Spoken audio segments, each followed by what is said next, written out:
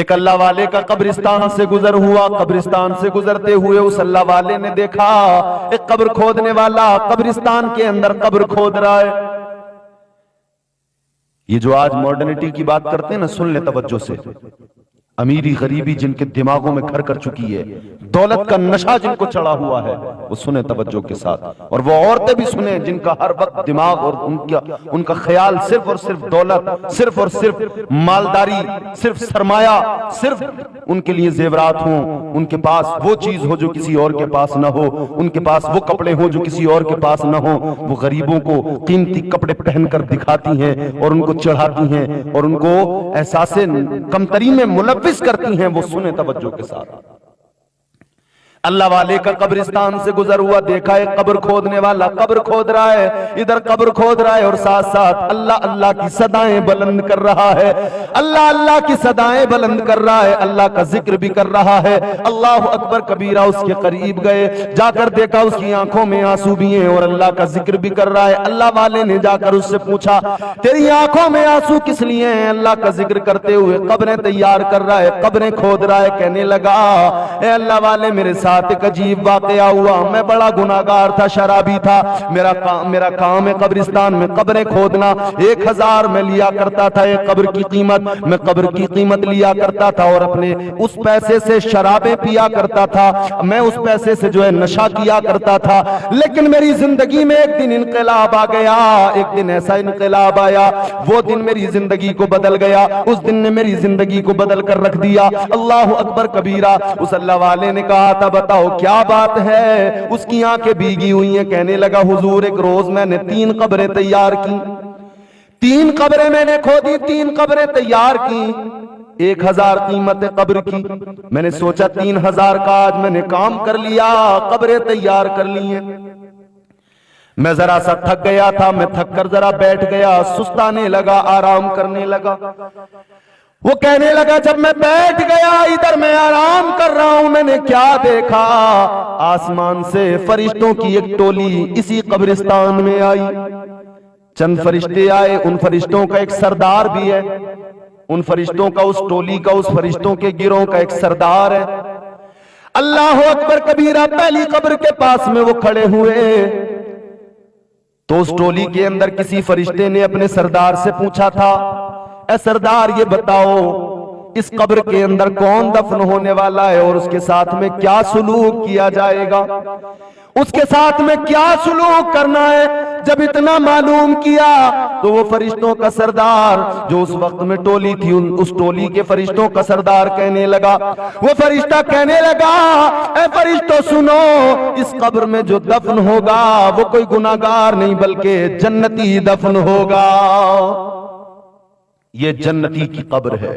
अल्लाह अकबर कबीरा। फरिश्ते खुश हो गए, दूसरी कब्र के करीब गए। कहने लगा, मैं देख रहा हूं, सारा मंजर मेरी निगाहों के सामने है।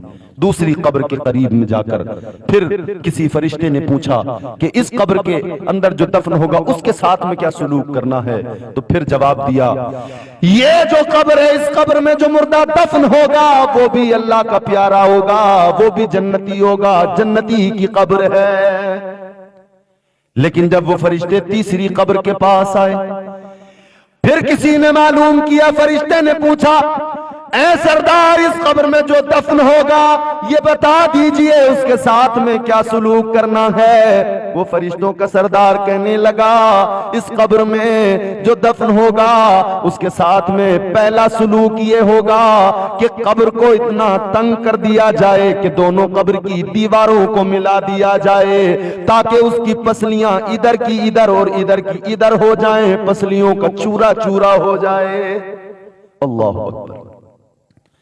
कहता है, जैसे मैंने इतना सुना मैं लरज गया, मेरा दिल कांप गया। मैं बैठा हुआ सारा मंजर देख रहा हूं, मैं घबरा गया, मेरी आंखें भीग गई अल्लाह के खौफ से। कहता है, फरिश्ते तो चले गए, लेकिन थोड़ी देर के बाद में 7 लोग एक मुर्दे को लेकर आए। 7 लोग एक मुर्दे को लेकर आए। आने के बाद में मुझसे कहने लगे कब्र की कीमत बता। मैंने बता दिया 1000। उन्होंने मुझे दिए 1000 और देने के बाद में उन्होंने नमाज जनाजा के लिए सफ़े बनाई। मैं भी उस मैयत की नमाज जनाजा में खड़ा हो गया। मैंने भी नमाज जनाजा पढ़ी, नमाज जनाजा हुई, उसको दफन कर दिया गया। 7 लोग सिर्फ 7 आए थे। तो जब वो जाने लगे, मैंने एक जाने वाले का हाथ पकड़ा और उससे मैंने कहा, ऐ खुदा के बंदे ये बता जिसको तुमने लाकर दफन किया है कौन है? क्या तेरा रिश्तेदार है? क्या तेरे घर से कोई है? तेरा भाई है, तेरा बाप है, तेरा बेटा है, कौन है? कहने लगा न मेरा भाई है, न बेटा है, न बाप है, न कोई रिश्तेदार है। कहा फिर कौन है? कहा ये हमारी बस्ती का सबसे गरीब आदमी है, सबसे गरीब इंसान है। कहा इसको तुमने लाकर दफन किया है, 7 लोग आए, बाकी बस्ती के लोग क्यों नहीं आए? वो कहने लगे ये हमारी बस्ती का सबसे गरीब आदमी है, गरीबों के जनाजों में मालदार कहां जाते हैं? और आज भी हम देखते हैं अमीर का जनाजा हो, चाहे जितना बड़ा गुनाहगार हो, लोग दौड़े दौड़े आते हैं। उसका बेटा मुझे देखेगा खुश होगा, मैयत में बाप की आए थे, उसका घर वाला कोई देखेगा खुश हो जाएगा, हमारे घर आया था। लेकिन गरीब के दरवाजे पे कोई नहीं जाता, झिड़क दिया करते, कहते हैं उस गरीब की मैयत में कौन जाएगा? कहने लगे कोई अमीर बस्ती से नहीं आया, हमने देखा ये गरीब जरूर था मगर इसने अपनी जिंदगी इस हाल में गुजारी, झोपड़े में रहता था, सब रात को सोते थे, इसके झोपड़े से अल्लाह अल्लाह की सदाएं आती थी।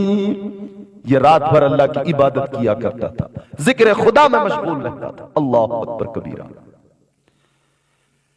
कहने लगे मैंने जिससे मालूम किया था, जब उसने ये सारी बातें बताई, मैं उससे कहने लगा ओ इंसान तुझे मुबारक हो, तूने एक जन्नती को दफन किया है, तुझे मुबारक हो तूने एक जन्नती की नमाज जनाजा पढ़ी है, तुझे मुबारक हो तुमने एक जन्नती के कफन दफन का इंतजाम किया है। अल्लाह अकबर। कहता है वो चले गए, एक कब्र में मुर्दा दफन हो गया जन्नती, अल्लाह अकबर। दूसरी कब्र है, तीसरी कब्र है।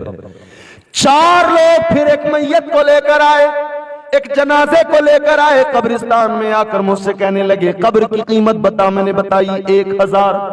कब्र की कीमत अदा की। उसके बाद में उन्होंने नमाज जनाजा के लिए जैसे तैयारी की, मैं भी खड़ा हो गया, नमाज जनाजा पढ़ी है, उसको दफन किया है। उसके बाद में मैंने फिर जाने वाले की कलाई को पकड़कर पूछा था, ओ इंसान, ओ खुदा के बंदे ये बता कौन है जिसको तुमने लाकर दफन किया है? क्या तुम्हारा कोई अपना है, कोई तुम्हारा रिश्तेदार है, भाई है, कौन है, कोई अजीज है? कहने लगे न कोई रिश्तेदार है, न कोई अपना है, न कोई अजीज है, न कोई इससे रिश्ता है, रिश्ता बस इतना है कि ये भी मुसलमान, ये भी मोमिन, हम भी मोमिन। का फिर कौन है, कैसे जानते हो?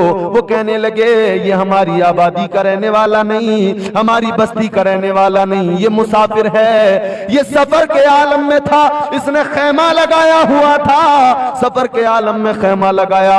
मगर हमने देखा था रात भर, हमने देखा था दिन में भी रात में भी, इसने खैमा तो लगाया था मगर इसके खैमे से अल्लाह अकबर की सदाएं आया करती थी, अजान की सदाएं बुलंद हुआ करती थी, नमाजें पढ़ा करता था।